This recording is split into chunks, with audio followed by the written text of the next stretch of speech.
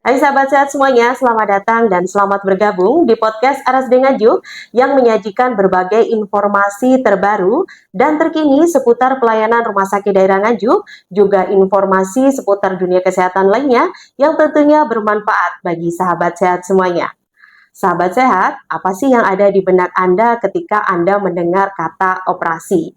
Pasti bagi kebanyakan orang, operasi adalah sesuatu hal yang sangat menakutkan. Tapi sebenarnya apakah memang semenakutkan itu ya operasi? Lalu jika kita harus operasi, apa sih yang perlu disiapkan supaya aman? Lalu apakah ada juga tips-tipsnya untuk mengatasi kecemasan sebelum operasi?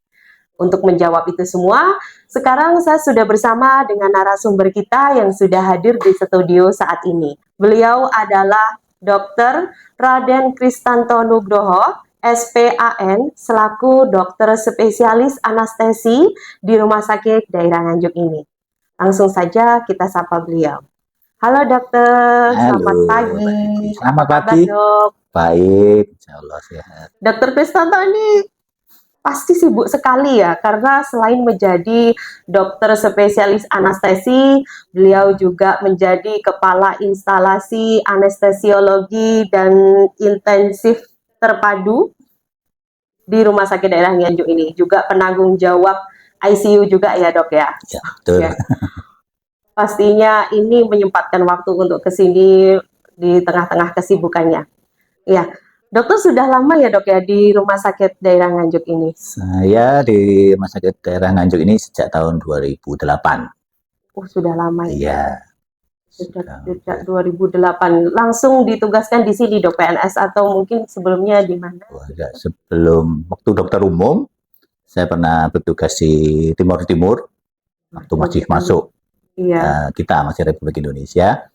Kemudian ambil spesialis, lulus tahun 2003, itu sempat 6 tahun sebagai spesialis anestesi di Kalimantan Barat. Sempat di Sintang, kemudian pindah ke Singkawang. Kemudian 2008 ke Nganjuk ini. Iya, sampai hari ini. Ya. Berarti betah dok. Ya, begitulah. Aslinya Semarang juga ya dok ya? Saya Semarang aslinya. Alumni Universitas Diponegoro juga, baik dokter umum maupun spesialis di Semarang. Di Semarang. Ya dok, kali ini kita akan ngobrolin tentang operasi dok. Ya, banyak yang bilang kalau operasi itu adalah sesuatu yang mengerikan dan menakutkan ya dok ya. Terkadang kalau pasien sudah dijadwalkan operasi, kebanyakan ketakutan gitu dok. Takut karena sakitnya, takut karena biusnya. Itu bagaimana ya dok ya? Apakah itu ya memang normal atau kecemasan diri sendiri? Ya. Normal itu sangat normal ya. Orang siapa sih yang mau dioperasi gitu kan? Nggak ada sih yang minta dioperasi sebenarnya ya. Cuman kan ada beberapa keadaan sakit, penyakit dan sebagainya yang memang tidak mau harus operasi. Solusinya yang terbaik atau yang istilahnya definitif yang pasti tidak akan supaya tidak kambuh lagi dan sebagainya, memang harus operasi. Nah, sebelum menjelaskan lebih lanjut, mungkin banyak yang belum tahu sebenarnya tugas anestesi di saat operasi apa itu ya. Mungkin sahabat sehat pernah melihat film Cek Toko Sebelah yang bagian 2, yang 2. Itu ada adegan di mana Koyohan itu ya kumpul bersama teman-temannya. Main kartu itu ada pertanyaan, ada cerita salah satunya itu mau siap-siap istrinya mau lahiran, diminta untuk sesar. Nah, jadi kan operasi. Di situ ada muncul mahal, harus nyiapkan biaya dan sebagainya karena dokternya 3. Di situ disebut dokternya, lu apa aja? Ditanya temennya. Ya dokter kandungannya jelas, ya dokter anak nanti kan lahir bayinya harus ada yang mati. Sama dokter anestesi, kerjaannya apa itu? Dokter anestesi ngapain harus 3 gitu kan? Iya. Nah itu nggak dijawab karena nggak tahu juga itu, nggak tahu ya pokoknya harus 3 itu kan. Nah jadi dokter anestesi peranannya di dalam operasi itu adalah pertama-tama menyiapkan pasien ya sebelum operasi segala macam. Baik secara fisiknya juga mentalnya tadi ya, bagaimana supaya tidak cemas dan sebagainya, itu salah satu tugas dari dokter anestesi. Nanti pada saat operasinya melakukan pembiusan, itu memastikan supaya pasien selama operasi itu pertama tidak nyeri, ya bebas nyeri dari awal sampai nanti selesai operasi pun harus bebas nyeri. Kemudian cukup rileks ya, baik secara jiwanya juga nanti kondisi badannya, ototnya dan sebagainya supaya operasi bisa berjalan dengan lancar ya. Kemudian yang juga ada yang penting adalah menjamin terkirimnya oksigen sampai ke paru-paru supaya dipakai untuk seluruh tubuh selama proses operasi karena ini penting sekali oksigen. Ya, orang bisa tidak makan berhari-hari, berminggu-minggu, bisa tidak minum berjam-jam, tetapi tidak bisa tanpa oksigen lebih dari 5 menit. Nah, maka itu tugas penting dari dokter anestesi selama operasi ya, menjamin itu terselenggaranya operasi dengan lancar. Jadi kira-kira itu mungkin yang belum tahu ya gambarnya apa sih sebenarnya dokter anestesi mungkin itu ya. kebanyakan juga nggak tahu dok kalau sebenarnya operasi itu pasti ada dokter anestesi juga nggak tahu. Taunya tukang bius gitu kan. Nah, apa yang dikerjakan sama pembiusan seperti sejak awal menyiapkan, termasuk tadi pertanyaan bagaimana menyiapkan pasien supaya tidak cemas.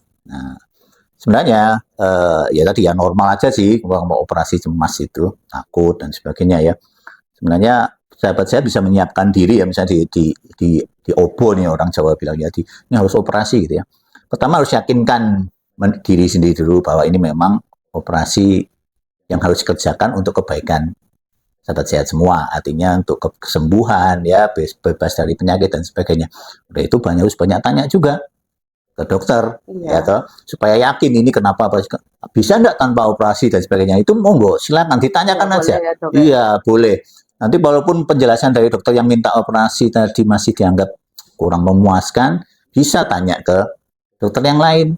Syukur-syukur sama-sama dokter bedah, misalnya dari dokter bedah ya, atau dokter kandungan. Tanya boleh ya, itu namanya minta second opinion itu boleh. Untuk memastikan ya supaya kita, oh ya itu penting. Pertama harus yakin dulu memang saya harus operasi. Kalau masih ragu, ya lebih baik enggak. Kami dokter anestesi juga kalau kita wawancara sebelum operasi itu kelihatannya ada keraguan dari pasien untuk operasi, kita juga enggak sarankan untuk langsung operasi. Ayo di apa yang membuat cemas itu apa? Rasa nyeri nanti atau gimana? Jalannya operasi bagaimana? Nanti hasilnya akhir kayak apa? Ya, kemudian juga yang penting adalah risiko biasanya. Ya, itu risiko kadang-kadang membuat takut juga. Ya. Nah, itu kita juga akan jelaskan biasanya risiko-risiko itu ya sebelumnya supaya pasien bisa mempunyai gambaran ya bahwa operasi akan seperti ini, itu minimal akan membuat lebih tenang ya. Dan nanti juga dalam persiapannya juga kita akan menyiapkan dengan baik, artinya kalau ada kecemasan bisa juga diberikan obat dan sebagainya sebelum operasi ya, itu ada langkah-langkahnya nanti ya. Kemudian itu bisa mengurangi lah rasa cemas. Kalau hilang sama sekali mungkin enggak ya, tetap takut. Yang tenaga kesehatan pun banyak kok yang mau operasi dengan cemas, rasa takut, nanya lagi, nawar lagi. Ya. Tapi dari sini ternyata saya baru tahu, mungkin juga sahabat sehat semuanya di sana juga baru tahu kalau ternyata peran dokter anestesi ataupun pembiusan sendiri itu amat sangat penting ya dok ya di operasi sendiri ya. Kalau tidak ada itu ya mungkin pasiennya juga akan kesakitan dan tidak akan berjalan dengan lancar ya. Ya mungkin sebelum-sebelumnya kita ngiranya mungkin yang ya disuntik aja sama dokter yang operasi seperti itu dok. Ya dok, kalau untuk pembiusan sendiri dok itu kan ada macam-macam. Kalau kita sebagai orang awam biasanya ya taunya cuma bius total sama bius lokal gitu aja ya. Itu sebenarnya seperti apa dok? Jadi pembiusan itu jangan berpikiran pasti ditidurkan ya, makanya tukang bius tukang tidurkan orang gitu. Enggak ya, jadi proses anestesi itu ada beberapa macam ya, pada prinsipnya ada 3 sebenarnya. General anestesi sudah diketahui ya, bius total seperti sudah banyak diketahui ya, pokoknya ditidurkan ya, bisa disuntikkan lewat infus, bisa pakai gas, menghirup gas dan sebagainya. Intinya pasien tidur ya, bangun-bangun sudah selesai, nyaman. Banyak memang pasien yang minta seperti itu ya. Kemudian yang kedua itu anestesi lokal. Itu biasanya kita berikan suntikan langsung di tempat yang mau dioperasi ya. Biasanya itu pada operasi kecil, ambil tumor, benjolan-benjolan yang kecil-kecil itu biasanya bisa dikerjakan di poliklinik atau di IGD misalnya untuk jahit luka gitu ya. Ada kecelakaan, luka robek gitu. Nah, itu biasanya kita pakai anestesi lokal. Obatnya diinjeksikan di sekitar yang mau dilakukan tindakan ya. Nah, itu anestesi lokal. Pasien tetap sadar memang ya dan bisa melihat, bahkan bisa melihat operasinya. Kemudian ada yang kedua yang banyak mungkin belum paham, itu adalah anestesi regional atau orang awam bilang operasi separuh badan, sebelah badan, ya tangan saja atau kaki saja gitu ya. Itu artinya kita memberikan suntikan di jalur perjalanan saraf di atas atau di sebelum tempat yang dioperasi. Misalnya operasi sesar gitu ya. Itu kita suntikan obat blok atau istilahnya anestesi separuh badan itu kita nyuntikannya di antara tulang belakang. Jadi dari punggung suntiknya.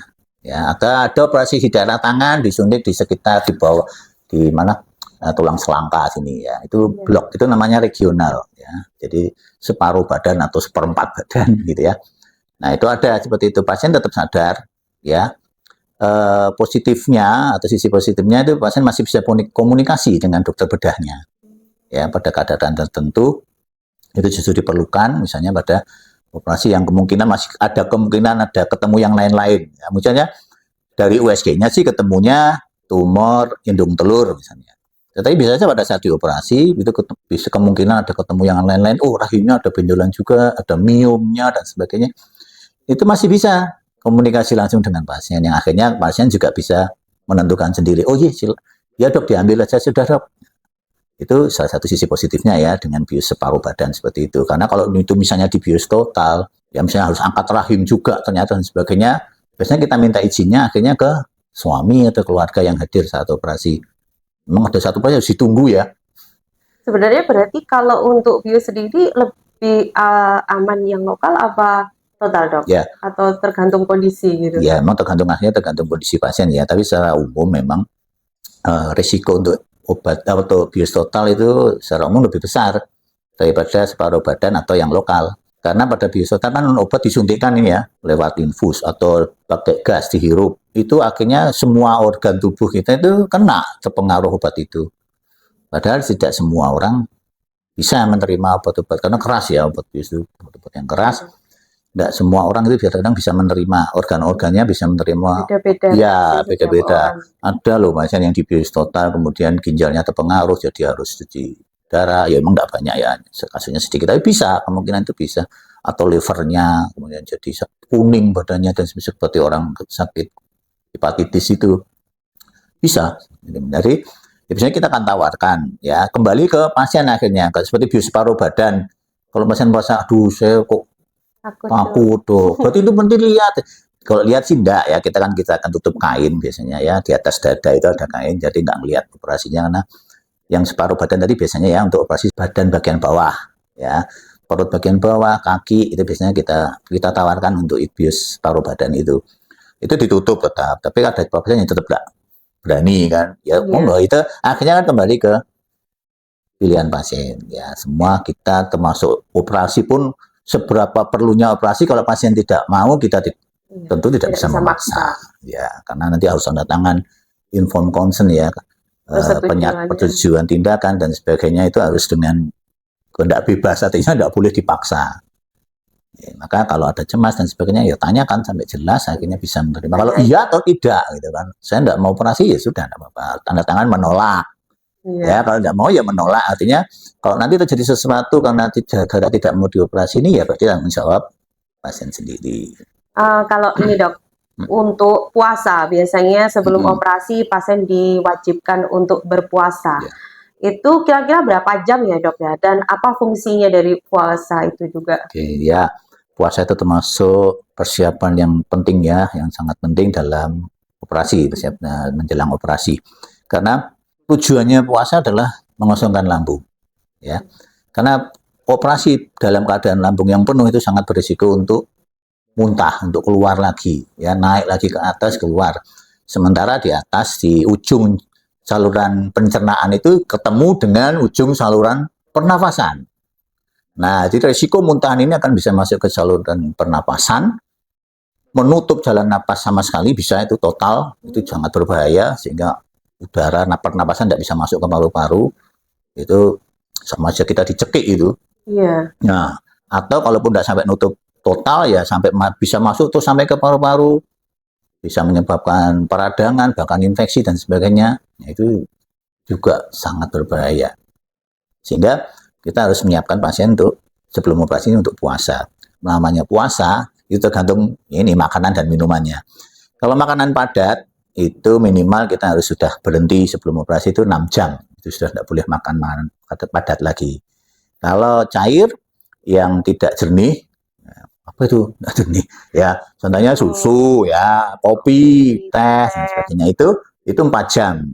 Itu sudah harus tidak boleh masuk lagi. Sementara cairan bening, ya, air putih itu bisa 2 jam. Maka biasanya supaya gampangnya aja sih untuk pasien dewasa kita sudah puasa 6 jam sebelum operasi. Tapi boleh minum air. Nggak boleh. Oh, nggak boleh. Ya, kalau terpaksa minum air tadi batasannya tadi ada 4 jam, 4, kalau enggak jernih 4 jam, jernih 2 jam. Oh, sebenarnya boleh ya, Dok? Sebenarnya masih boleh sampai 2. Cuma kita kan gampangnya supaya enggak nanti terus malah jangan-jangan kebalik nanti yang makan 2 jam.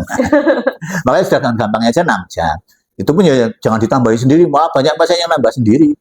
Biar jos operasinya bagus hasilnya, saya puasanya 24 jam. Operasi pagi ini dari kemarin pagi sudah puasa ada itu. Itu juga enggak, akhirnya pasiennya malah lemes waktu mau operasi, tensinya turun, drop dan sebagainya, malah bisa-bisa enggak jadi operasi. Tapi ada juga yang malah ngelanggar ya, Dok? Oh iya, ada. Nah, itu untuk dewasa. Yang untuk anak-anak emang biasanya kita lebih strict lagi, artinya waktunya. Misalnya untuk minum susu ya benar-benar 4 jam, itu artinya malah sebelum 4 jam, itu misalnya kan pagi ya, jam 8 operasi misalnya. Sebelum jam 4 pagi itu malah kita bisa minta orang tuanya untuk bangunkan, kasih minum susu sampai kenyang sebelum 4 jam. Karena kalau enggak nanti waktunya pagi rewel. Kalau dari malam sudah enggak makan, enggak minum susu sama sekali, pagi pasti kelaparan dan rewel. Terus sudah rewel kadang-kadang orang tua enggak tega, akhirnya malah mau berangkat ke kamar operasi tinggal setengah jam malah dikasih minum karena enggak tega lihat. Nah, itu jadi biasanya kita malah lebih benar-benar tepat 4 jam, 2 jamnya itu benar-benar tepat kalau untuk anak-anak. Ya, dan itu tolong ya benar-benar dipatuhi. Iya, dipatuhi karena itu untuk kelancaran operasi. Iya, ya. Banyak pasien yang ya bukan curi-curi karena nggak paham juga. Ya, itu saya pernah ketemu pasien dewasa ini. Waktu kita pembiusan, mulai kita mau pasang alat dalam napas itu, walah muntah. Kuning-kuning, cairan kuning, sepertinya kuning telur. Wah, kita tanyakan setelah udah, kita sudah kerepotan itu, sedot-sedot dan sebagainya, karena mencegah supaya masuk ke jalan napas tadi ya. Setelah operasi kita tanya, ya itu saya puasa dok, tapi kan kata orang-orang harus minum jamu biar kuat nanti waktu operasi. Ya, jamunya telur, telur setengah mateng, gitu, atau telur mentah kuningnya. Itu kan juga melanggar puasa.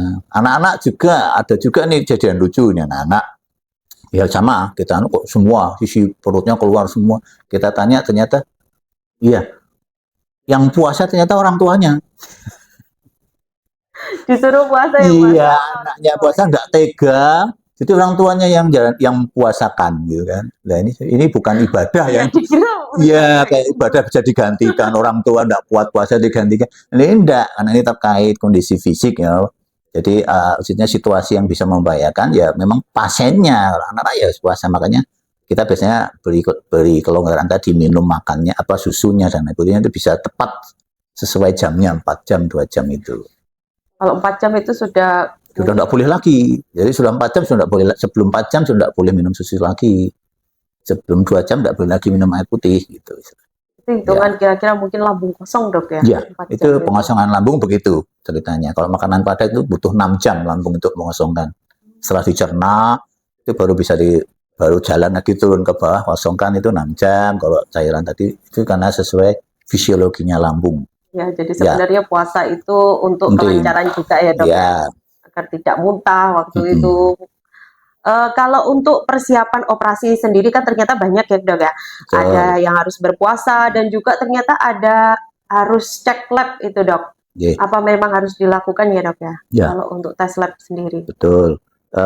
Itu juga ya untuk persiapan yang kita rencanakan dan sebagainya harus disiapkan dengan baik. Salah satunya juga untuk mencegah rasa takut, cemas dan sebagainya. Jadi kita siapkan, kita jelaskan bahwa harus disiapkan dengan baik. Salah satunya dengan pemeriksaan labor, tidak hanya laborat ya. Ronsen, ya, ronsen paru-paru dan sebagainya, itu untuk memastikan ada masalah enggak dengan pasien sebelum dioperasi ya. Misalnya terus ketemu yang lain kita harus koreksi dulu, perbaiki dulu kondisinya ya. Misalnya dari hasil labnya, oh kurang darah, HB-nya rendah misalnya, hemoglobinnya, ya kita transfusi dulu, tambah darah dulu dan sebagainya. Ini dalam rangka nanti supaya operasinya berjalan dengan baik. Ya. Jadi pemeriksaan lab, radiologi dan sebagainya, ronsen dan sebagainya itu akan sangat membantu ya, terutama apalagi juga pasien dengan gangguan atau penyakit sistemik yang misalnya darah tinggi, hipertensi, kencing manis atau diabetes itu ya. Itu kita harus pastikan kondisinya baik nanti saat operasi. Jadi pada saat sebelum masih tinggi gulanya ya kita obati dulu, tidak buru-buru untuk operasi dan sebagainya. Ya, itu tujuannya tadi diperiksa-periksa segala macam itu. Ya. Tidak hanya itu juga orang sampai CT scan dan sebagainya ya. Untuk misalnya untuk yang di daerah jalan napas ya, tumor, benjolan di daerah jalan napas, di leher dan sebagainya, mungkin kita akan periksanya juga akan lebih banyak untuk memastikan ada gangguan tidak nanti saat operasi, saat memberikan pembiusan dan sebagainya. Artinya nanti kita kalau memang ada, kita berarti kan harus antisipasi lebih, menyiapkan alat dan sebagainya, termasuk juga risikonya, berarti kita harus jelaskan lagi ke pasiennya risiko-risiko itu. Jadi nanti kan setiap keadaan juga sepertinya beda untuk pembiusannya dok ya. Jadi misalkan keadaannya seperti ini, nanti pembiusannya biar bisa disiapkan seperti apa, risikonya seperti apa gitu ya. Dan antisipasinya, artinya kita akan siap nanti. Oh ini akan kemungkinan akan ada penyulit dan sebagainya. Nah, itu kan dalam rangka juga nanti memberi rasa aman, menghilangkan kecemasan juga pasien. Ya, kalau untuk pasien mungkin melaksanakan pengobatan ini dok, kalau sudah dijadwalkan operasi, tapi ternyata orangnya itu ketakutan atau dan cemas berlebihan sampai minta ditunda gitu, itu gimana dok? Apakah juga bisa? Sering kok, sering kita sering ketemu seperti itu. Ya, kalau memang masih belum yakin, masih cemas ya kita enggak sarankan kita sarankan ditunda dulu memang ya. Tapi itu untuk operasi yang terencana ya. Atau kalau kita istilah kita operasi elektif, artinya operasi yang bisa dilakukan dengan dari awal ya, misalnya kayak tumor, angkat tumor dan sebagainya ya, angkat benjolan-benjolan itu kan bukan sesuatu yang gawat yang harus dikerjakan segera. Itu bisa, kita bisa tunda. Tetapi untuk operasi-operasi yang jadi jenis operasi itu ada yang tadi ya direncanakan, ada yang namanya emergency. Operasi emergency itu tidak bisa sebenarnya ditawar-tawar lagi karena ini menyangkut nyawa. Ya, kalau tidak segera dikerjakan itu akan mengancam jiwa, mengancam nyawa. Misalnya ini lahiran, tadinya rencananya mau normal gitu ya. Sudah di tengah kan sering itu ya, tiba-tiba terus macet. Tidak ada pemajuan, tidak turun-turun dan lahir-lahir itu, atau terus bayinya jadi mulai bermasalah nih kelamaan di bawah panggul ibu itu kan berisiko tinggi. Ya, mulai stres bayinya. Itu kita harus siapkan operasi dengan cepat dalam hitungan menit saja, harus sudah siap segera. Ya, itu memang termasuk persiapan-persiapan itu juga kacau ini.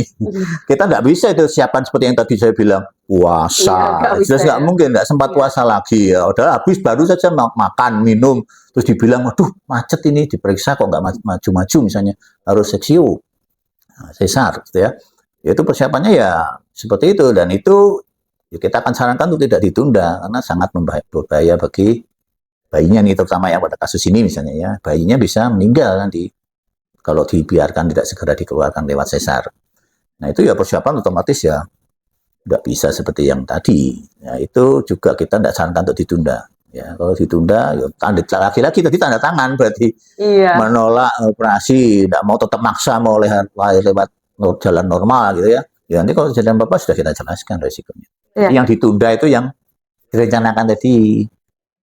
Oh, yang bisa ditunda itu yang gondok gitu ya, itu ya. Kok masih takutnya di darah leher nanti itu tempatnya nyawa.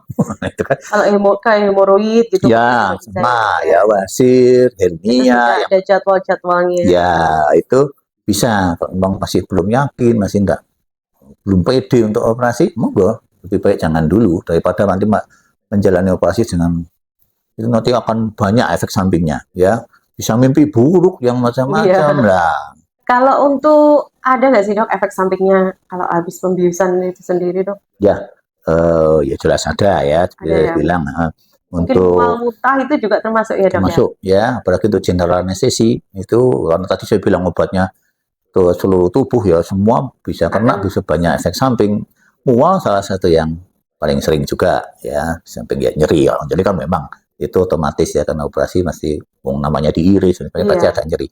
Mual itu bisa karena dari awal pasiennya memang sudah punya bakat istilahnya ya, udah sakit mah atau gastritis itu ya, pasti akan resiko untuk mual akan lebih tinggi ya. Oh, itu juga mempengaruhi ya, Dok? Iya, ya, pasien yang sudah sejak awal punya sakit-sakit gangguan pencernaan dan sebagainya pasti akan resiko untuk mual lebih besar. Termasuk juga ibu hamil yang mau sesar itu juga resiko untuk mual besar ya. Bisa juga mual ini karena efek obat anestesinya.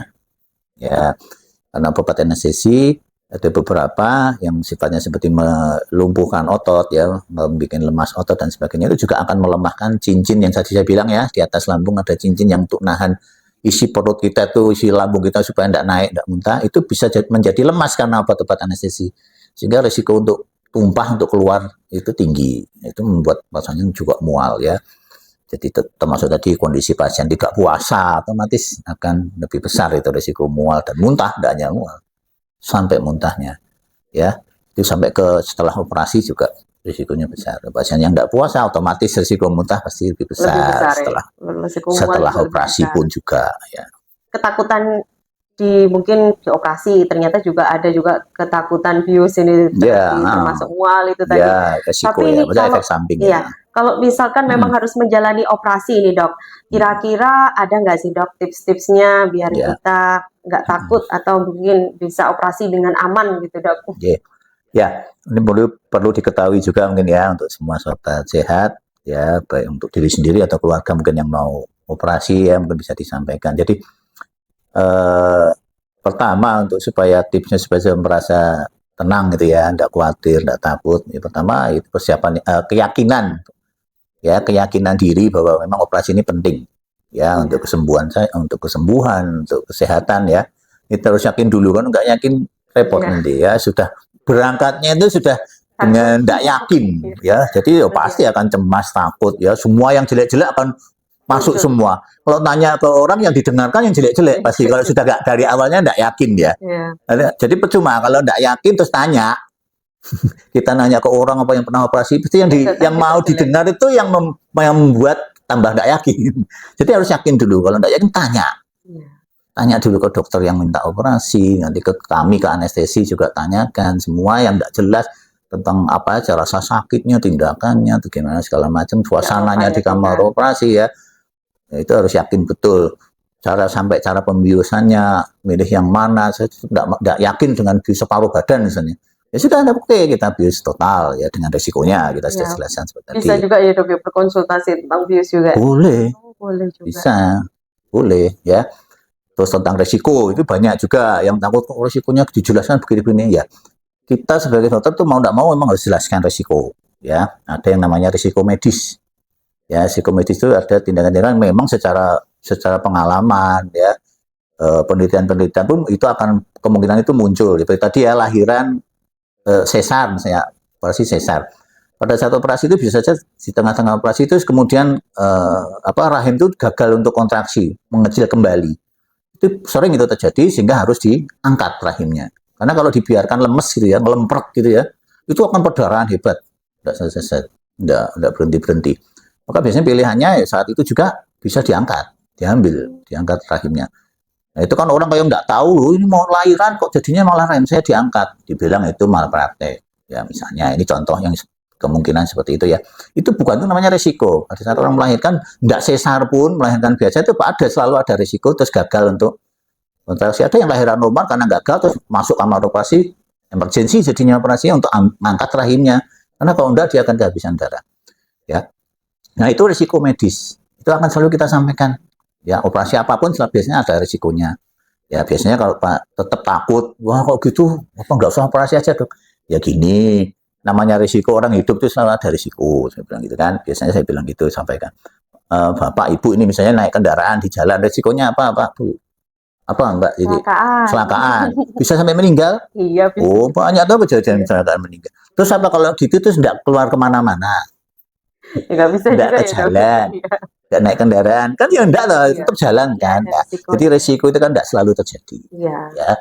Nah, itu jadi biar dipikirkan lagi. Biasanya setelah diberikan penjelasan itu, oh iya ya, nah, ini kan kepengen sehat, selama ini merasakan sakit misalnya karena benjolannya atau di leher tidak bisa nelan, makan susah, jadi badannya sampai habis.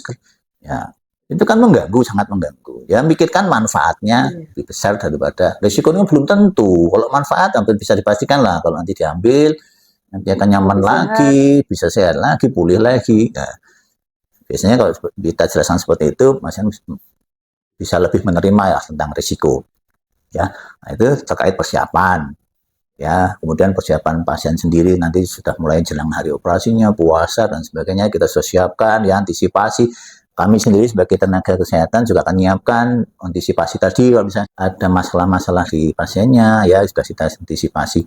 Proses selama operasi pembiusan dan operasi sendiri kita punya standar standar keselamatan pasien ya. Itu bedalah dengan zaman dulu ya. Pada saat itu kita ada prosedur-prosedur yang sudah kita kerjakan dari awal, cek pasiennya ya benar apa enggak ya, sehingga memastikan pasiennya betul. Jadi masuk kamar operasi kan banyak nih. Iya. Banyak pasien hari ini misalnya operasi sampai 30 gitu kan, ada risiko ketukar gitu kan ya. Nah, itu ada kita prosedur mulai dari sebelum membius ya, setelah nanti sebelum mulai operasi, nanti sebelum selesai operasi juga kita itu ada checklist namanya ya, checklist keselamatan operasi itu selalu kita pastikan ini sudah benar pasiennya, prosedurnya juga benar, jangan sampai ini operasi usus buntu dioperasi hernia misalnya.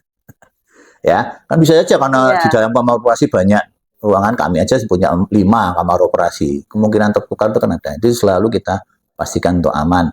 Juga jangan sampai salah sisi, harusnya kaki kiri yang diamputasi, jangan sampai malah kaki kanan, itu selalu kita ada. Jadi prosedur itu kita ini perlu kami sampaikan supaya ya ini mudah-mudahan juga membuat masa lebih aman ya, tidak usah khawatir. Jadi selama proses itu ada, kemudian kami sendiri tadi memastikan tidak nyeri. Setelah operasi pun kita akan berikan program obat penghilang nyeri yang kalaupun masih nyeri juga, monggo bisa disampaikan ke perawat yang di ruangan. Nanti kita akan selalu ada program tambahan obat lagi kalau nyeri atau mual dan sebagainya. Jadi jangan khawatir setelah operasi nanti nggak kopen gitu ya. Iya. Tetap kita sudah ada program untuk anti nyeri, kalau ada mual kita beri, itu selalu tercatat di rekam medis ya, hingga perawat yang di ruangan pun tahu kalau ada muncul hal-hal yang apalagi yang sering terjadi ya, komplikasi atau efek samping yang sering terjadi, itu kita sudah punya cara-cara untuk mengantisipasinya. Jadi ya mungkin itu yang perlu dimengerti sahabat-sahabat semua. Dalam operasi juga kita awasi terus. Ya, bukan kita tinggal ya. Iya, berarti itu ya dok ya, kalau di ruang operasi itu seperti kayak di toko sebelah tadi, cek toko sebelah filmnya, berarti ada dokter spesialis anestesi, juga ada perawatnya anestesi juga pasti ada ya dok ya. Iya, kalau untuk kelahiran, untuk sesar nanti ada dokter anak atau paling tidak ada perawatnya yang ngurusi bayinya sendiri, jadi jangan khawatir ya. Nah, itu sudah kita siapkan semua. Bahkan kalau dokter anestesi selalu standby ya dok ya di setiap operasi. Iya, betul. Itu ya mungkin jumlahnya terbatas karena jumlah kita terbatas, tidak banyak ya. Jadi kalau misalnya satu hari itu satu saat itu ada 3 operasi di 3 ruang ya kami keliling gitu untuk memantau. Nanti kalaupun terjadi sesuatu yang berbahaya, yang membahayakan gitu, di kamar operasi ada alarm, ada tombol alarm, jadi perawat anestesi yang jaga, yang tugas. Ya, kalau perawatnya tetap ya terus dia ngawasi terus, ya mungkin kami dokter anestesi akan keliling ke ruangan-ruangan. Oh, berarti malah ada perawatnya juga dok? Enggak, kalau perawat itu nggak boleh ditinggalkan, harus selalu di situ. Nggak boleh ditinggal. Sibuk ya dok ya, Anda sebagai dokter spesialis anestesi, ya kan di semua operasi pasti ada. Iya. Kami harus hadir ya, kalau pas lagi jaga gitu ya kayak kena tahanan kota itu. Iya. Jadi harus kalau dihubungi apalagi untuk emergency ya harus segera bisa ke kamar operasi untuk menyiapkan operasi. Dan selama operasi juga keliling gitu. Jadi kalaupun ada bahaya akan tekan tombol, lampu di kamar yang bermasalah itu akan menyala kayak sirene, itu kami akan, jadi kami harus langsung ke situ dan mengambil tindakan. Jadi antisipasi untuk hal-hal yang berbahaya, yang tidak dikehendaki itu kami juga selalu siapkan ya. Jadi nggak perlu khawatir, tidak kita harus membuat tidak khawatir lagi untuk sudah diawasi dengan dokter dan juga perawat-perawat juga yang sudah mahir, juga sudah handal, juga sudah tahu misalkan untuk mengantisipasi kalau mungkin ada penyakit lain juga sudah diantisipasi ya dok ya. Tiba-tiba berhenti, jantungnya berhenti dan sebagainya, itu kita alat-alat sudah, karena sesuai akreditasi rumah sakit itu memang kita harus sudah antisipasi. Ya, di RSUD Nganjuk ini sudah lengkap ya dok ya? Sudah bintang 5 ya, akreditasinya paripurna. Jadi hal seperti yang terkait untuk operasi pun kita sudah terapkan syarat-syarat untuk akreditasi itu. Se-prepare itu semuanya Iya, gitu ya, dari awal persiapan sampai akhir semuanya di sampai sini selesai pun kita masih terus iya, pantau. bahkan Iya, sampai nanti pengobatan juga pasti ada lagi iya, untuk penyembuhan atau iya. penghilang rasa nyeri, jangan khawatir. Jangan Kalau mungkin ada yang operasi. ditanyakan juga dokternya sangat welcome sekali, Dokter Siap. Chris ya. Kami semua siap di RSD Nganjuk. Iya. Oke. Wah, asik sekali ini, Dok. Iya. Kira-kira ada tambahan lagi, Dok? Atau sudah? Ya, saya kira Sudah semuanya. iya, Iya. mungkin pesan untuk sahabat saya semua ya tidak usah khawatir lagi Iya, tidak ya. usah Kalau terlalu misalnya cemas. harus operasi, tidak perlu cemas lagi. Iya, kalau terlalu cemas malah yang datang yang jelek-jelek ya, Dok ya. Iya, Jadi yang kita positive thinking, nanti yang datang juga positif. Ya, siap. dokternya juga nanti lebih semangat. Kalau pasiennya semangat ya, Dok. Iya. Ya kalau pasien aktif aja kalau saya ya. Saya sama senang daripada dipendem takut-takut. Nanti jadinya mimpi buruk Iya. saat operasi. Kita juga nggak inginkan ya. Jadi lebih baik tanya, yang tidak jelas ditanyakan saja. Langsung dijawab. Iya. Terima kasih ya, Dok ya, atas Terima jawabannya. kasih, Ya, seru Mbak. sekali kali ini podcastnya. Izin saya menutup ya, Dok ya. Terima kasih ya. Salam Ya, sahabat sehat semua. Ya, terima kasih sahabat sehat semuanya. Sudah cukup podcast kita pada kali ini. Semoga ini memberikan informasi baru bagi sahabat sehat semuanya.